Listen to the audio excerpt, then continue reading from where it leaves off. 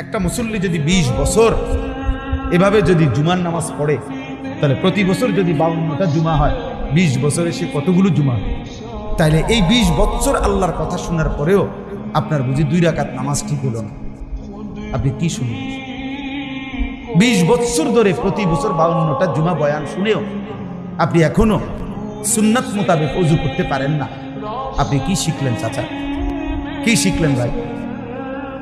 এখনো আপনার রুকু সেজদাটা ঠিক হলো না, এখনো আপনি আত্তাহিয়াতু সুন্দর করে পড়তে পারেন না, এখনো আপনি দোয়ায়ে মাসুরা, দোয়ায়ে কুনুত শুদ্ধভাবে বলতে পারেন না, তাহলে আপনি আর কত বছর পরে শিখবেন?